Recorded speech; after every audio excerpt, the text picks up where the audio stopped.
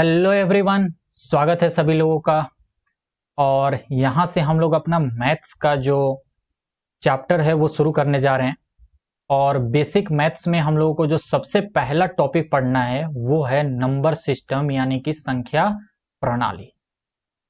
देखिए, वास्तव में देखा जाए तो पूरा का पूरा मैथ्स क्या है, पूरा का पूरा मैथ्स अगर देखा जाए तो नंबर का ही खेल है ना। हम लोग जितना भी गणित में काम करते हैं, मैथ्स में काम करते हैं, वो सब कुछ नंबर में करते हैं। तो एक बार जरूरी है कि पहले इस नंबर से हमारी जान पहचान हो जाए। ठीक है, किसी भी चीज को अगर जानना हो, समझना हो, किसी के साथ अपना रिश्ता आगे बढ़ाना हो, तो जरूरी है कि पहले उसके साथ हमारी जान पहचान अच्छी हो जाए। तो हमें इसके साथ अब पढ़ना है, तो इसके बारे में पहले जान लें। ठीक है, कि आखिर ये हैं क्या, कितने टाइप के हैं, क्या हैं। तो सबसे पहले हम लोग यहाँ से शुरुआत करेंगे नंबर के बारे में। नंबर को कैसे हम लोग क्या जानते हैं अभी तक, जो भी हम लोगों ने पढ़ रखा है उसके बारे में पूरा एक बार रिवाइज कर लेंगे और फिर आगे बढ़ेंगे। ठीक है ना। तो ये जो नंबर होते हैं, नंबर भाई साहब, जितनी भी ये दुनिया में नंबर है, आप लोग अभी तक सिर्फ एक तरीके का नंबर जानते हो, लेकिन वास्तव में इस दुनिया में दो तरीके के नंबर होते हैं। मतलब इस दुनिया में जितने भी नंबर का हम लोग प्रयोग करते हैं, उसमें से अभी तक आप लोग एक टाइप का ही नंबर प्रयोग कर रहे थे, लेकिन इसके अलावा भी एक टाइप का है। यानी कि मैथ्स में दो तरीके के नंबर होते हैं। ठीक है, कॉपी कलम के साथ आप लोग सब कुछ यहां लिखते चलिएगा, कहानी की तरीके मत सुनिएगा। ठीक है ना। मैथ्स है, मैथ्स में आप जितना कलम चलाएंगे उतना ही आपको समझ में आएगा। तो जो जितने भी नंबर होते हैं, यानी कि जितनी भी संख्या होती है, जितनी भी संख्या होती है, ये दो प्रकार की होती है, दो तरह की होती है। एक होती है वास्तविक संख्या। क्या होती है? वास्तविक संख्या। ऐसे ही आप लोग लिखते चलें साथ में। इसको हम लोग इंग्लिश में कहते हैं रियल नंबर। एक अच्छी सी कॉपी बना लीजिएगा जिसपे कि आप लोगों को पूरा मैथ्स पढ़ना है, और उसी कॉपी पे आप लोग मैथ्स का काम पूरा कीजिएगा। सारे क्वेश्चन, सारे होमवर्क, सारे नोट्स, सब कुछ उसी कॉपी पे। कोई रफ ऑफ करने की जरूरत नहीं है। अगर रफ करना है तो इधर कोने में कहीं छोटा मोटा कर लो, लेकिन ऐसा ना हो कि 4-5 कॉपियां बना रखे हैं, एक फेयर के लिए, एक होमवर्क के लिए, एक रफ के लिए। ऐसी गलती मत करना। ठीक है, अब बच्चे नहीं हो तुम लोग। तो नंबर दो तरीके के होते हैं, एक वास्तविक संख्या और एक होती है अवास्तविक संख्या। ये हो सकता है आपके लिए नया हो। ठीक है ना। हालांकि इसके बारे में हमें पढ़ना भी नहीं है, बस हम लोग थोड़ा सा समझ लेंगे। ठीक है। यह काल्पनिक संख्या, अभी मैं समझाता हूं क्या होती है ये चीजें। काल्पनिक संख्या, ठीक है, यानी कि ये सिर्फ काल्पनिक है, वास्तव में नहीं होती है। बस हम लोग मानते हैं कि हाँ ऐसी होती होंगी। ठीक है। इसको इंग्लिश में हम लोग कहते हैं इमेजिनरी नंबर। मतलब हमने सिर्फ इमेजिन किया है, वास्तव में नहीं होता, बस हमने इमेजिन किया है, मान लिया है। एक और इसका जो नाम दिया जाता है, और मतलब होता है या इमेजिनरी नंबर बोल लो, या एक और नाम दिया जाता है कॉम्प्लेक्स नंबर।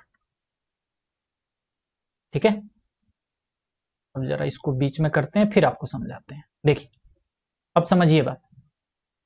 जिस तरीके से जिस तरीके से जीव आत्माएं दो तरह की होती है, जैसे जितने भी जीवित चीजें हैं इस दुनिया में, जितनी भी जीवित चीजें हैं वो दो तरीके की होती हैं। ठीक है।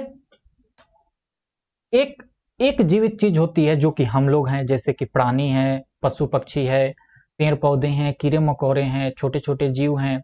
ठीक है, जलीय जीव हैं। ये सब कुछ जीव आत्माएं हैं जो कि वास्तव में हैं, हमें दिखाई देती है। ठीक है, हम इनके साथ संपर्क कर पाते हैं।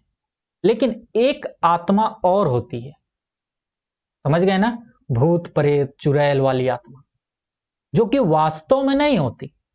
वास्तव में हम लोग नहीं मानते हैं कि यहाँ भूत प्रेत और चुड़ैल होते भी हैं, लेकिन ऐसा हम लोग मानते हैं कि हाँ वैसी टाइप की एक आत्माएं होती हैं, मतलब काल्पनिक टाइप हम लोग मानते हैं, काल्पनिक तरह से हम लोग मानते हैं, वास्तव में ऐसा नहीं होता है। तो उसी तरीके से कुछ नंबर होते हैं जिनका हम लोग तो प्रयोग करते हैं, जिनका हम लोग प्रयोग करते हैं। जैसे देखिए, मैं आप लोग को जैसे बताऊं एग्जाम्पल के तौर पे, उदाहरण के तौर पे, हम लोग 1 हो गया, 5 हो गया, 9 हो गया, या 25 हो गया, या कितना भी बड़ा नंबर ले लो, ठीक है, या कोई भी निगेटिव में नंबर ले लो, या कोई भी दशमलव में नंबर ले लो, या कोई भी बटा में नंबर ले लो, 3/4, या कोई अंडर रूट में ले लो। इस तरीके की चीजें हम लोग यूज करते हैं, प्रयोग करते हैं। तो ये वास्तविक संख्याएं हैं।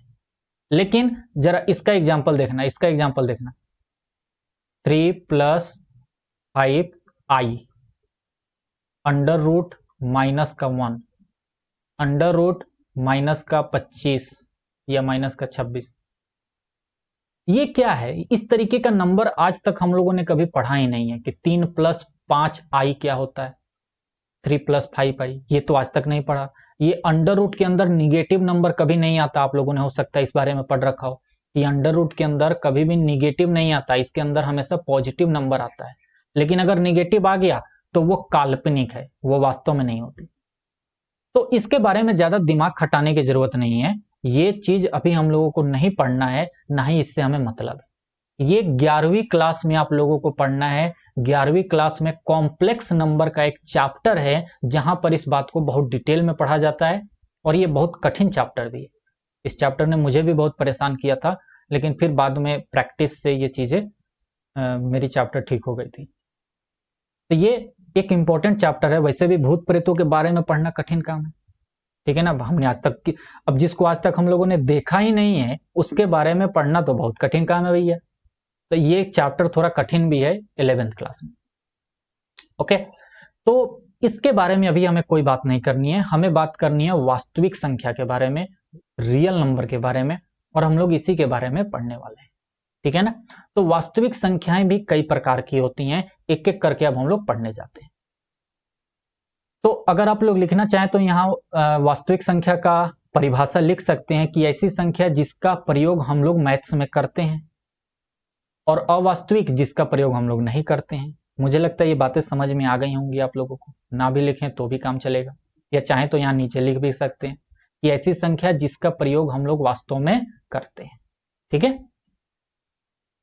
ओके, तो इसको वीडियो को रोक के ये नोट कर लीजिए, फिर मैं अब आगे बढ़ता हूं।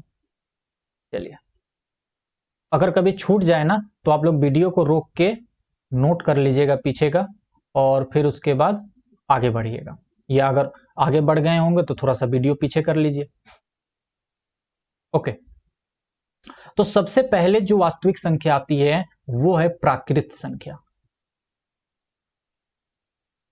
प्राकृत संख्या इंग्लिश में क्या बोलते हैं इसको, सभी लोगों को मालूम होगा, सभी लोग ध्यान होगा, इसको हम लोग नेचुरल नंबर बोलते हैं।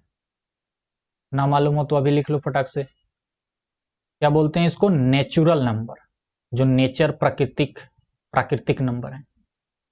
तो प्राकृतिक यानी प्राकृत संख्या क्या होती है? ऐसी संख्या जिसका हम लोग अपने प्राकृतिक में, अपने नेचर में प्रयोग करते हैं, यानी कि जो गिनती की संख्याएं होती हैं। जैसे हम लोगों को किसी चीज को गिनना हो तो कैसे कहेंगे, ये 1, ये 2, ये 3। अगर हमारे पास 5 किताबें हैं तो हम कहां से शुरुआत करते हैं, ये 1 किताब, ये 2 किताब, ये 5 किताब, चौथी किताब, 5वीं किताब, इस तरीके से जाते हैं ना। तो जितनी भी गिनती की संख्याएं हैं वो सारी की सारी प्राकृत संख्याएं हैं, ठीक है। तो यहां पे लिख लीजिए कि गिनती की संख्याओं को प्राकृत संख्या कहा जाता है। ओके, मुझे लिखवाने की जरूरत भी नहीं है, आप लोग खुद से भी लिख सकते हैं। गिनती की संख्याओं को मेरी राइटिंग थोड़ी सी इस पर अच्छी नहीं बैठती है, बोर्ड पे थोड़ा ज्यादा अच्छा लगता है क्योंकि उसी पे आदत है। अभी चूंकि घर पे हूं तो इसी से पढ़ाना पड़ रहा है। तो गिनती की संख्याओं को प्राकृत संख्याएं कहा जाता है। लेकिन तब भी समझ में तो आ ही रहा होगा, इतना भी खराब नहीं है कि समझ में ना आए, है ना। हाँ चलो, तो गिनती की संख्याओं को प्राकृत संख्याएं कहा जाता है। जैसे उदाहरण, तो उदाहरण के रूप में देखिए, जैसे ये जो नेचुरल नंबर होते हैं ना, हर बार हम नेचुरल नंबर नहीं लिखते, प्राकृत संख्या नहीं लिखते। हम अगर n लिख देंगे ना तो इसका मतलब है कि वो नेचुरल नंबर की बात हो रही है, n फॉर नेचुरल। ठीक है, तो इसको हम लोग ऐसे दिखाएंगे, 1 2 3 4 ऐसे करके हम लोग प्लस के अनंत तक चले जाएंगे। ठीक है, 1 2 3 4 5 6 7 ऐसे ही करके हम लोग प्लस के अनंत तक चले जाएंगे। ये क्या है? अनंत। इसको इंग्लिश में बोलते हैं इन्फिनिटी। इन्फिनिटी। ओके, तो ये बातें ध्यान में आ गई हमारे कि प्राकृत संख्या क्या होती है। जितनी भी गिनती की संख्याएं होती हैं प्राकृत संख्याएं होती हैं, 1 से लेके प्लस के अनंत तक। ठीक है, दूसरी बात करते हैं हम लोग पूर्ण संख्या। दूसरी बात करते हैं हम लोग पूर्ण संख्या। पूर्ण संख्या बोले तो होल नंबर, इंग्लिश में क्या बोलते हैं इसको? Whole number.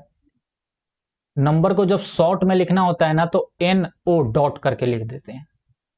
पूर्ण संख्या यानी कि होल नंबर। चलो बताओ ये क्या होता है। तो गिनती की संख्या जीरो के साथ, मतलब गिनती की संख्या और जीरो ये मिलके पूर्ण संख्या कहलाती है। तो गिनती की संख्या जीरो के साथ पूर्ण संख्याएं बनती हैं। जब गिनती की संख्या में, गिनती की संख्या ये सब कुछ आप लोग पहले से भी पढ़े होंगे, मुझे पूर्ण विश्वास है कि आप लोग पहले से पढ़े होंगे। गिनती की संख्या शून्य यानी जीरो के साथ पूर्ण संख्या कहलाती है।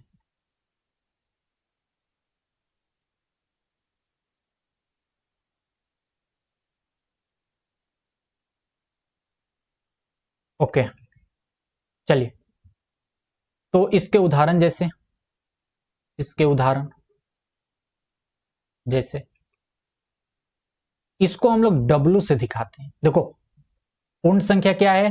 Whole number. किससे शुरुआत हो रही है? डब्लू से, तो इसीलिए इसको डब्लू से दिखाते हैं। तो ये क्या हो जाएगा? कहां से शुरू होता है होल नंबर? जीरो से। जीरो, एक, दो, तीन ऐसे ही करके प्लस के अनंत तक। ठीक है, तो एक ऐसे भी सवाल पूछ लिया जाता है कि क्या सारी प्राकृतिक संख्याएं पूर्ण संख्याएं होती हैं? हाँ होती हैं, क्योंकि देखो इसके अंदर सारी की सारी प्राकृतिक संख्याएं तो आ ही गई, एक से लेके प्लस अनंत तक, प्लस इंफिनिटी तक तो आ ही गया ना। तो जितनी भी प्राकृतिक संख्याएं होती हैं वो पूर्ण संख्या के अंदर भी आती हैं। तो इसीलिए अगर कहीं स्टेटमेंट ये लिखा है कि क्या सारी प्राकृतिक संख्याएं पूर्ण संख्या होती है, तो हाँ। क्या सारी पूर्ण संख्याएं प्राकृतिक संख्याएं होती हैं? नहीं। क्यों? क्योंकि पूर्ण संख्या में जीरो होता है जबकि प्राकृतिक संख्या में जीरो नहीं होता। तो इसी तरीके से क्वेश्चन बनाए जाते हैं। तो आपको अगर ये आता है तो आप क्वेश्चन आराम से कर लोगे। चलो तीसरी तीसरी बात करते हैं। तीसरा कैटेगरी जो हमारा वास्तविक संख्या का होता है वो है पूर्णांक। जिन लोगों को ये आता है मैं उनसे भी कहूंगा कि आप लोग साथ में नोट जरूर करते चले। ठीक है, ज्यादा अपने आप को कॉन्फिडेंस में मत ले लेना, वरना इसी का यूज करके जब आगे मैं अच्छा सवाल बनाकर दूंगा तो वहां पे तुम फिर मुंह की बल गिरोगे। मुंह की बल गिरना समझते हो ना? हाँ, वही जो तुम अभी समझ रहे हो। तो पूर्णांक क्या होता है भाई?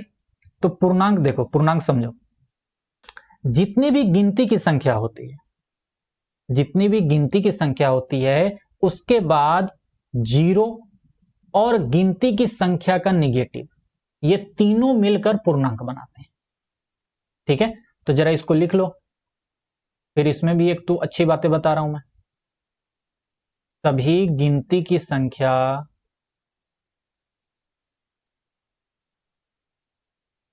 उसके बाद शून्य यानी कि जीरो, सभी गिनती की संख्या शून्य और गिनती की ऋणात्मक संख्या, ठीक है, ऋणात्मक मतलब निगेटिव, और गिनती की ऋणात्मक यानी कि निगेटिव संख्या मिलकर पूर्णांक बनाती हैं।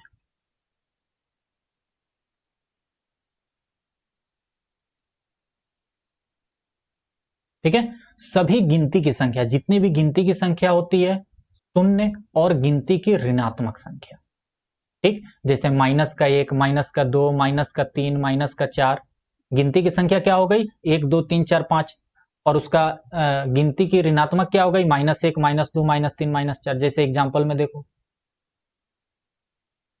जैसे एग्जाम्पल में देखो,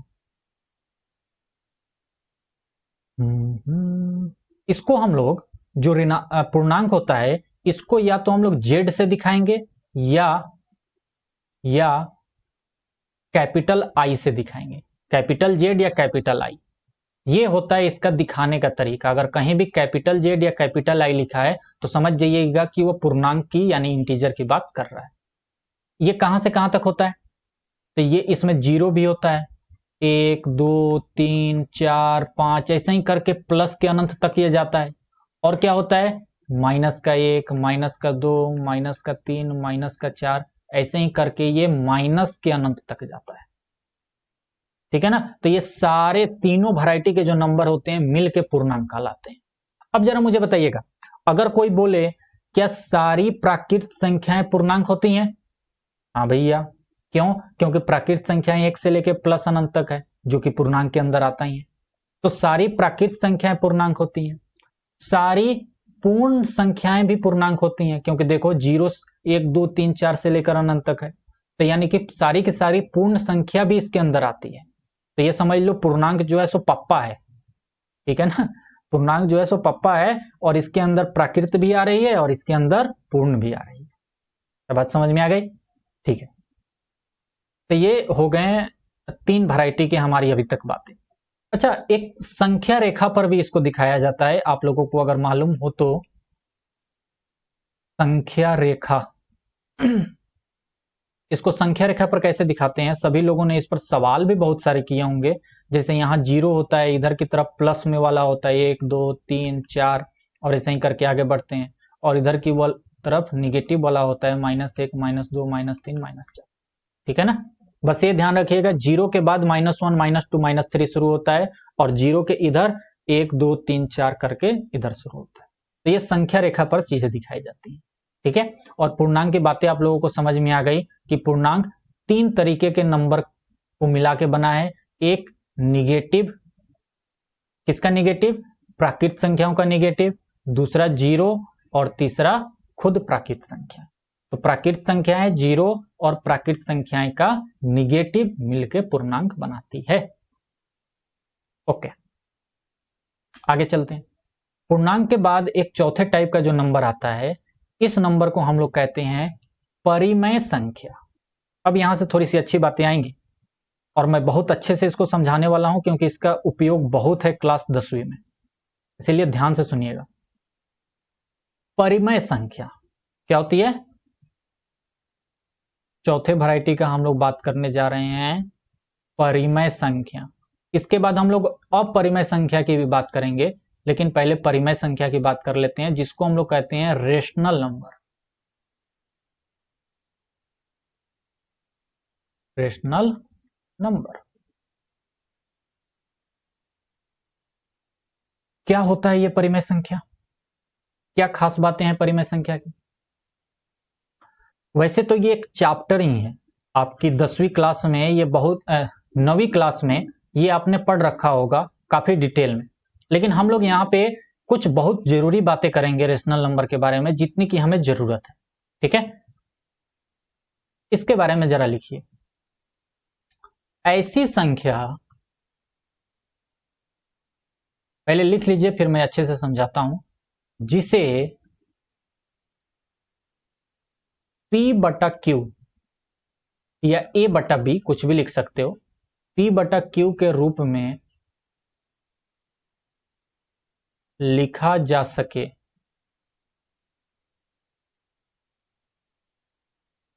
और कई बार ऐसे किताब वाले लिख देते हैं कि ऐसी संख्या जिसे P बटा Q के रूप में लिखा जा सके उसे परिमेय संख्या कहते हैं, जबकि ये आधा अधूरा है। परिमेय संख्या होने के 3 कंडीशन होती है। कितनी कंडीशन होती है? 3। पहला कंडीशन तो यह है कि P बटा Q के रूप में होना चाहिए। मतलब जैसे हम लोग भिन्न लिखते हैं ना, फ्रैक्शन, हम लोग भिन्न कैसे लिखते हैं? कुछ बटा कुछ, जैसे कि कोई नंबर ऊपर बटा कोई नंबर नीचा। कोई भी नंबर ऊपर, जैसे कि 7 ऊपर लिख दिया, नीचे 9 लिख दिया। तो कहने का मतलब एक नंबर ऊपर और दूसरा नंबर नीचे, ऐसे लिखते हैं ना, इसको हम लोग भिन्न बोलते हैं। तो उसी तरीके से पहला कंडीशन तो यह है कि हम लोग जिस नंबर को P बटा Q के फॉर्म में, मतलब एक नंबर बटा दूसरा नंबर, इस तरीके के रूप में लिख सकें। और सुनो, P एंड Q, ये जो P एंड Q है, P और Q है, ये दोनों पूर्णांक हों। ये दोनों क्या हो? पूर्णांक हो। दूसरा कंडीशन समझ में आया? और एक और कंडीशन है। सबसे पहली बात, P बटा Q के फॉर्म में होना चाहिए। दूसरा, P और Q दोनों पूर्णांक होने चाहिए। पूर्णांक अभी पीछे बताया, यानी कि P और Q क्या क्या होने चाहिए? प्राकृत संख्याएं या प्राकृत संख्याओं का निगेटिव या जीरो। लेकिन यहां पे तीसरा कंडीशन ये है कि जो Q है वो जीरो नहीं होना चाहिए। Q जो है वो शून्य नहीं होना चाहिए, नीचे जीरो नहीं होना चाहिए। तो ऐसी संख्या जिसे P बटा Q के रूप में लिखा जा सके और P एंड Q दोनों पूर्णांक हो और Q शून्य नहीं हो, तो उस संख्या को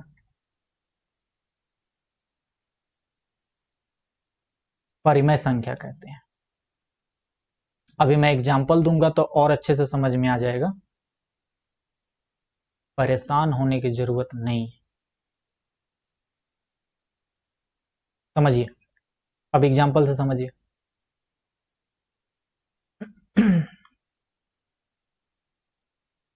देखिए, वैसे हम लोग एक बात जानते हैं कि नीचे कभी भी जीरो नहीं आता है, तो वहीं बस तीसरा कंडीशन वही है कि Q जो नीचे वाला है वो कभी जीरो नहीं हो सकता। बात समझ में आई? तो एग्जाम्पल में हम लोग कई वैरायटी के एग्जाम्पल करेंगे। पहला वैरायटी का एग्जाम्पल देखिए। पहला वैरायटी का एग्जाम्पल जैसे हमने लिखा 4/5, तो ऊपर देखो P है, नीचे Q है। 4 P है और नीचे 5 Q जैसा है, तो P बटा Q के रूप में लिख दिया।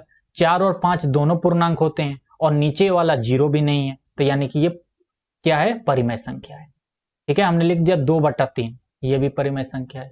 हमने लिख दिया -3/7, ये भी परिमेय संख्या है। क्यों? क्योंकि -3 भी पूर्णांक होता है और 7 भी पूर्णांक होता है और बटा में लिखा भी है और नीचे वाला जीरो नहीं है, तो यानी कि ये भी परिमेय संख्या है। अच्छा, अगर मैं ऐसे लिख दूं 3/-7, 3/-7, इसके बारे में आपका क्या कहना है?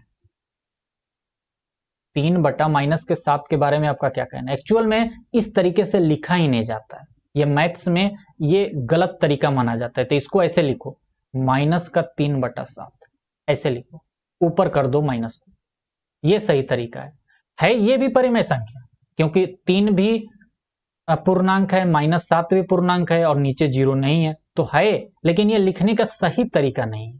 सही तरीका क्या है? ये। ओके, ठीक है। तो अगली बात सुनिए अब, और क्या नंबर हो सकता है? और क्या नंबर हो सकता है?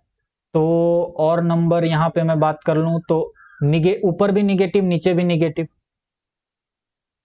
ऊपर भी निगेटिव, नीचे भी निगेटिव, ये भी एक प्रकार का परिमेय है। क्यों? क्योंकि -4 जो है ये भी पूर्णांक है और -3 भी पूर्णांक है और नीचे जीरो भी नहीं है। हालांकि -4/-3 अगर कहीं होता है तो हम लोग निगेटिव निगेटिव काट के 4/3 लिख देते हैं। ठीक है ना, ये भी पूर्णांक है, तो है तो पूर्णांक ही। आगे देखिए, 4/3 जो है ये भी परिमेय संख्या है और -4/-3 ये भी परिमेय संख्या है। ठीक है, इसको नोट कर लीजिए अगर आपने अभी तक नहीं किया तो। अभी आगे और एग्जाम्पल देखिए, जितने एग्जाम्पल देखेंगे उतना ही समझ में आएगा। दूसरे वैरायटी का एग्जाम्पल 3/7, 3.7, ये भी एक परिमेय संख्या है। क्यों? क्योंकि 3.7 को हम लोग क्या लिख सकते हैं बताओ? ये दशमलव खत्म हुआ तो नीचे 10 हो जाएगा ना, तो 37/10। तो 37 भी पूर्णांक है, 10 भी पूर्णांक है ना? तो 37 भी पूर्णांक, 10 भी पूर्णांक और नीचे 0 नहीं है, तो ये भी हो गया। या माइनस में लिखा हो, -2.4, ये भी पूर्णांक है। क्यों? क्योंकि -2.4 को जब ये हटाओगे तो नीचे 10 आ जाएगा, यानी -24/10।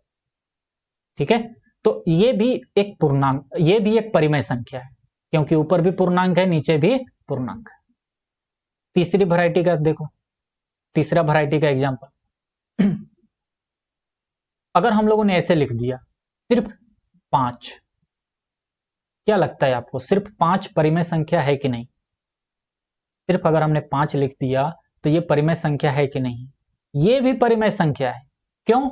क्योंकि 5 को हम लोग लिख सकते हैं 5/1। ठीक है ना? अगर कहीं पर लिखा है 40 या 44 या कुछ भी लिखा है, कोई भी नंबर लिखा है 44/1। ठीक है, कहीं लिखा है 1 तो इसको लिख सकते हैं 1/1। ठीक है ना? कोई भी नंबर हो उसको नीचे बटा 1 करके लिख सकते हैं। मतलब अगर कोई भी नंबर n लिखा हो तो n/1 लिखने में हमें कोई दिक्कत नहीं है, दोनों सेम बात है, दोनों समान बात है। तो देखो p/q के रूप में हो गया, ऊपर p नीचे q, और q 0 भी नहीं है, और ऊपर वाला और नीचे वाला दोनों पूर्णांक है, दोनों पूर्णांक है और नीचे 0 भी नहीं है, तो हो गया ना परिमेय संख्या। तो यानी कि कोई भी नंबर हो 1 2 3 4 5 6 या -1 -2, -1 ले लो तो -1/1 लिख सकते हैं, -15 ले लो तो इसको -15/1 लिख सकते हैं। तो यानी कि कोई भी नंबर हो वो सारे के सारे परिमेय संख्या होते हैं। अच्छा, तो जीरो के बारे में आपका क्या ख्याल है? चौथे वैरायटी का देखिए, जीरो। जीरो एक परिमेय संख्या है कि नहीं है? इस पे बहुत कंफ्यूजन होती है लोगों को। तो देखिए, जीरो भी एक परिमेय संख्या होती है। कैसे? कैसे समझिए जरा। क्योंकि जीरो को हम लोग ऐसे लिख सकते हैं, जीरो किसके बराबर है? 0/1 लिखें या सिर्फ 0 लिखें, बात सेम है। अरे किसी भी नंबर के नीचे हम लोग 1 लिख सकते हैं, तो 0/1 भी लिख सकते हैं। तो देखो ऊपर जो p है, तो सॉरी ऊपर जो p है और नीचे q टाइप का नंबर है, तो p भी पूर्णांक है, मतलब 0 भी एक पूर्णांक होता है, और q जो है ये भी पूर्णांक होता है। और कंडीशन क्या होती है कि q 0 के बराबर नहीं होना चाहिए, यही कंडीशन होती है ना। तो q 1 है, कहां 0 है? ऊपर 0 है, नीचे तो 0 नहीं है। तो यानी कि ये भी हमारी कंडीशन फुलफिल हो जाती है, ये भी कंडीशन सही हो जाती है, इस कारण से 0 भी एक परिमेय संख्या है। बात समझ में आई? रीजन भी समझ में आ गया? आगे चलिए। तो मुझे लगता है अब इससे ज्यादा समझाने की जरूरत नहीं है, ये काफी है, इतना मैंने आपको 4 वैरायटी के बता दिए ना। ठीक है, दशमलव वाला भी बता दिया। अगर ऐसे भी लिखा हो 11/3.3, ये भी है, क्योंकि ये दशमलव हटाओगे ऊपर 0 बैठ जाएगा, p/q के फॉर्म में लिखा है। तो ये सारे के सारे क्या होते हैं? आपके परिमेय संख्या होते हैं। अब हम लोग कुछ ऐसे एग्जाम्पल के बारे में बात करते हैं जो कि परिमेय संख्या नहीं होते हैं। ठीक है ना? आओ जरा ऐसे उदाहरण के बारे में बात कर लें। उदाहरण जो परिमेय संख्या नहीं है।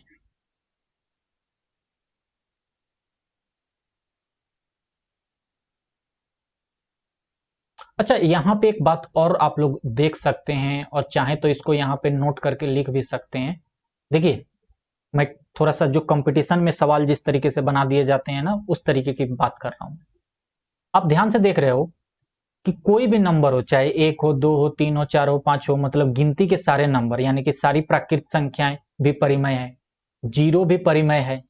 ठीक है, सारे निगेटिव नंबर -1 -2 -3 -4 भी परिमेय है। यानी कि एक बात हम लोग कह सकते हैं ना, कि जितने भी पूर्णांक होते हैं वो सारे के सारे परिमेय भी होते हैं। और जब हमने ये बात कह दिया कि सारे के सारे पूर्णांक परिमेय होते हैं, तो पूर्णांक के अंदर ही तो प्राकृत संख्याएं और पूर्ण संख्याएं होती हैं। तो यानी कि हम लोग ये कह सकते हैं कि सारे के सारे प्राकृत संख्याएं, सारे के सारे पूर्ण संख्याएं और सारे के सारे पूर्णांक की संख्याएं, ये तीनों के तीनों परिमेय संख्याएं भी होती हैं। तो चाहो तो यहां पर लिख लो कि सारे प्राकृत संख्याएं, सारे प्राकृत, पूर्ण और पूर्णांक,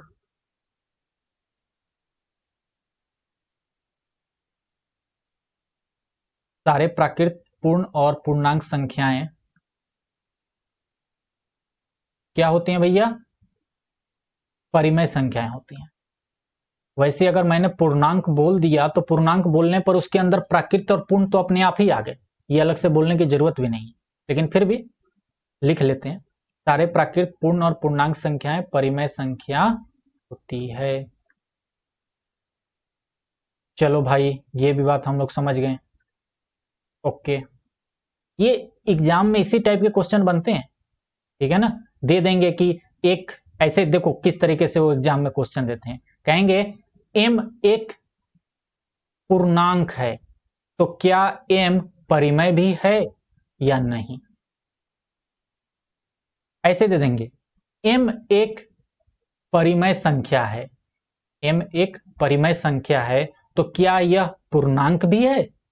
नहीं, क्योंकि परिमेय है तो हो सकता है वो बटा वाला भी हो, जैसे 3/4 हो, जबकि 3/4 तो पूर्णांक नहीं होता है, नहीं होता ना।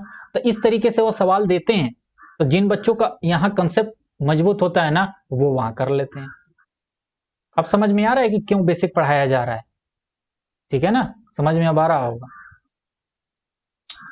ठीक है, तो अब हम लोग कुछ ऐसे उदाहरण की बात करते हैं जो कि परिमेय संख्या नहीं है। जैसे देखो, नीचे 0 ले लो, कोई भी ऊपर नंबर ले लो, कोई भी ऊपर नंबर ले लो, नीचे 0 ले लो। नीचे 0 कभी नहीं होता, यानी कि ये परिमेय संख्या तो छोड़ो, ये संख्या ही नहीं है, ये तो मैथ्स में ब्लंडर है, मिस्टेक है, ठीक है ना। मैथ्स में कहा जाता है ये बहुत बड़ा ब्लंडर है भैया, नीचे तो 0 हो ही नहीं सकता। बात समझ में आई? तो ये तो नंबर ही नहीं है, परिमेय संख्या की तो खैर बात ही छोड़ो। ओके, अगर हमने ऐसे लिख दिया √3/5, √3/5, क्या यह परिमेय संख्या है? यह परिमेय संख्या नहीं। क्यों? क्योंकि √3 पूर्णांक नहीं होता है, P/Q के रूप में लिखा है, बात सही है, P ऊपर P लिखा है और नीचे Q लिखा है, और नीचे Q 0 भी नहीं है। तीसरा वाला कंडीशन भी सही हो गया और पहला वाला कंडीशन भी सही हो गया कि P/Q के रूप में होना चाहिए। लेकिन दूसरा वाला कंडीशन कि P भी पूर्णांक होना चाहिए और Q भी पूर्णांक होना चाहिए, वो गलत हो गया, क्योंकि P यहां पूर्णांक नहीं है, √3 पूर्णांक नहीं होता ना, समझ गए ना। तो यानी कि ये बात ध्यान में रखना कि ये इस तरीके का अगर अंडर रूट वाला कुछ आ जाए तो वो परिमेय संख्या नहीं है। खाली √3 आ जाए तो भी नहीं है। क्यों? क्योंकि खाली √3/1 हम लिख सकते हैं और ऊपर जो है ये पूर्णांक नहीं होता, तो ये भी परिमेय संख्या नहीं है। ये बात समझ में आई? नीचे लिखा हो ऐसे 1/√3, ये भी परिमेय संख्या नहीं है। लेकिन एक बार एक एग्जाम में देखो क्या लिखा था, ध्यान से सुनना, एक बार एक एग्जाम में क्या लिखा, √25 बटा कुछ, नीचे कुछ भी लिखा था, आई थिंक 3 लिखा था या कुछ लिखा था, क्या ये परिमेय संख्या है कि नहीं? √25/3 एक परिमेय संख्या है कि नहीं? अब कई बच्चों ने देखा, अच्छा ऊपर अंडर है, अंडर वाली तो परिमेय संख्या नहीं होती है, नहीं ये परिमेय संख्या नहीं है। अरे गधे, ये तो पहले देखो, पहले इसको थोड़ा सा सिंप्लीफाई तो कर लो। √25 जो है इसको 5 लिख सकते हो ना। अभी मैं वर्ग और वर्गमूल पढ़ाऊंगा तो वहां पे और ज्यादा क्लियर होगी, लेकिन इतना तो आपने पढ़ा ही होगा कि 5 का स्क्वायर करते हैं तो 25 आता है और 25 का अंडर करते हैं तो 5 आता है, ये तो बात जानते ही हैं। तो यानी √25 को हमने 5 लिख दिया और नीचे 3 है, तो ऊपर P और नीचे Q, ऊपर क्या है? P है और नीचे क्या है? Q है। तो P भी पूर्णांक है, Q भी पूर्णांक है और नीचे 0 नहीं है, तो ये एक परिमेय संख्या है। क्या है ये? एक परिमेय संख्या।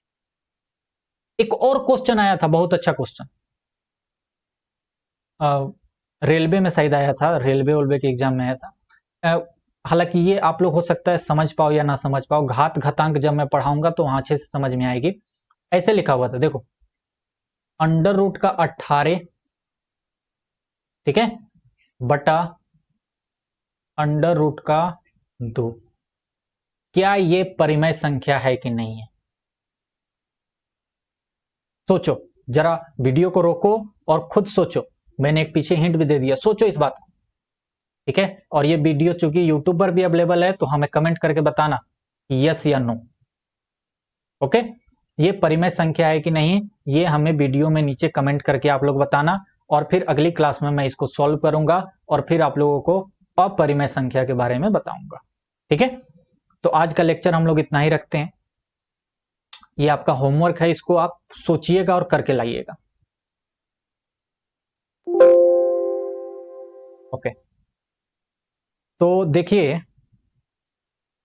ये चूंकि सारी लेक्चर अभी यूट्यूब पे अवेलेबल हैं, तो यूट्यूब पे आप लोग अपने दोस्तों में शेयर कर सकते हैं, सभी लोगों को बता सकते हैं कि हाँ देखो भैया, इस तरीके की पढ़ाई है और इस तरीके की व्यवस्था है। आप लोग अपने दोस्तों को बताइए, सभी लोगों को बताइए और रिश्तेदारों में बताइए। जो लोग भी कोर्स ज्वाइन करना चाहें वो करें, नंबर आप लोगों को दे ही दिया गया है। और अभी यूट्यूब पर कुछ वीडियो अपलोड किए जाएंगे डेमो के लिए, ताकि आप लोग देखें कि हम लोगों का पढ़ाने का तरीका कैसा है, ठीक है। उसके बाद बाकी के जो लेक्चर होंगे वो ऐप पे आएंगे और वहां पे वहीं पढ़ सकता है जो हमारे साथ जुड़ा होगा। क्या बात समझ गए?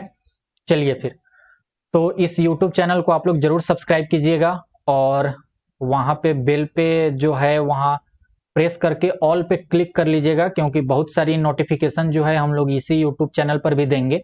तो यहाँ पर भी आप लोग हमारे कांटेक्ट में रहें, इसीलिए जरूरी है कि YouTube सब्सक्राइब वाला बटन भी आप लोग प्रेस कर दें, सब्सक्राइब कर लें, दोस्तों में शेयर करें और बेल आइकन को दबा के ऑल पे क्लिक कर लें, ठीक है। चलिए फिर मिलते हैं हम लोग नेक्स्ट क्लास में, तब तक के लिए बाय, जय हिंद।